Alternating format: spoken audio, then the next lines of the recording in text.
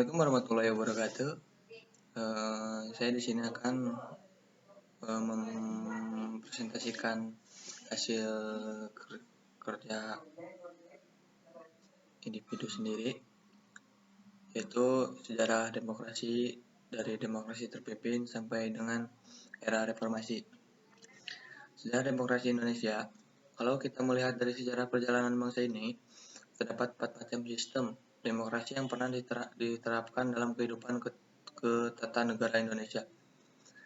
Demokrasi parlementer liberal diberlakukan Undang-Undang 1945, yaitu awal mula dipraktikannya demokrasi ini. Namun demokrasi parlementer ini tidak berjalan dengan baik. Kehidupan politik dan pemerintah pada masa itu tidak stabil.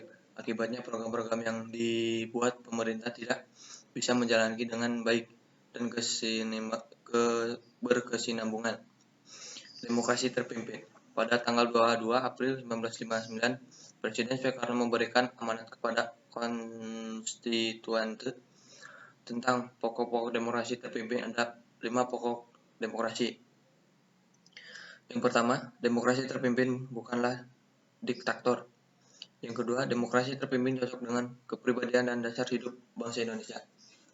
Yang ketiga, demokrasi terpimpin berarti demokrasi di segala persoalan kenegaraan dan kemasyarakatan meliputi politik, sosial, dan ekonomi.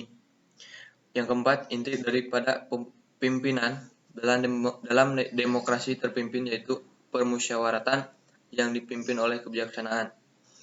Yang kelima, pada demokrasi terpimpin, oposisi diharuskan dapat melahirkan pendapat yang sehat dan membangun.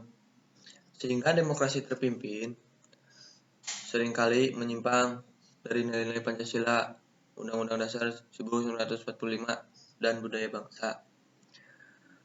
Demokrasi Pancasila pada era Orde Lama. Politik dalam bentuk pilihan pada demokrasi liberal dan parlementer, dan secara ekonomis dalam bentuk pilihan terhadap penciptanya. Kelas menengah pribumi yang kukuh, Bolkin 1984. Obsesi dari pilihan politik dan ekonomi semacam ini adalah terbentuknya sistem ekonomi kapitalis yang mampu menopang tegaknya masyarakat berdaya, civil society. Demokrasi Pancasila pada era Orde Baru. Demokrasi Pancasila lahir atas berbagai bentuk permasalahan yang dialami bangsa Indonesia selama berlakunya demokrasi parlementer dan demokrasi terpimpin. Jadi, hal yang paling penting dalam demokrasi Pancasila yaitu nilai-nilai yang menjunjung tinggi kemanusiaan yang sesuai martabat dan harkat manusia, menjamin persatuan dan kesatuan bangsa, mengutamakan musyawarah, rasa tanggung jawab terdapat Tuhan Yang Maha Esa menurut agama dan kepercayaan masing-masing, mewujudkan keadilan dan sosial. Dalam praktiknya, demokrasi Pancasila pada Orde Baru banyak menyimpang dalam prinsip demokrasi Pancasila itu sendiri. Larangan demokrasi era Orde Baru. Yang pertama, penyelenggaraan pemilu yang tidak jujur dan tidak adil. Yang kedua, kurangnya jaminan kebebasan mengemukakan pendapat. Yang ketiga, pemberedalan sejumlah media yang mengkritik pemerintah. Yang keempat, kriminalisasi terhadap individu maupun kelompok yang tidak sependapat dengan pemerintah. Yang kelima, maraknya praktik kolusi, korupsi, dan nepotisme. Yang keenam, pengekangan diskusi-diskusi kampus. Yang ketujuh, sistem kepartian yang berat sebelah dan tidak otonom. Yang terakhir, penculikan dan penghilangan paksa sejumlah aktivis. Demokrasi Pancasila pada era reformasi.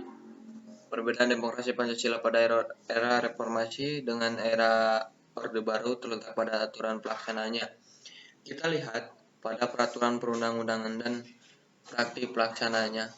Kebanyakan perubahannya itu terletak pada perbaikan kebijakan-kebijakan yang dirasa kurang sejalan dengan konsep demokrasi.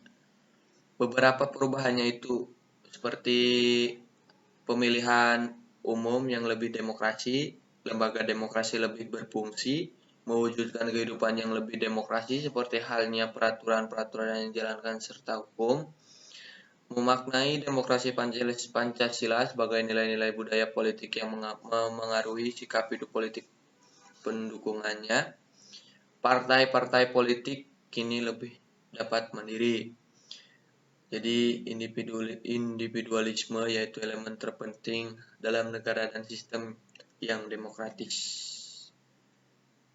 Demokrasi, prinsip demokrasi adanya kontrol atau keadilan, kendali masyarakat terhadap keputusan pemerintah, adanya pemilihan yang jujur dan teliti, adanya hak memilih dan dipilih, adanya kebebasan berpikir dan menyatakan pendapat tanpa ancaman, adanya kebebasan mengakses informasi, adanya kebebasan bersikap yang terbuka, manfaat demokrasi, kesetaraan sebagai warga negara, pluralisme dan kompromi, memenuhi kebutuhan-kebutuhan umum seperti kebijakan yang mencerminkan keinginan rakyatnya, menjamin hak-hak dasar,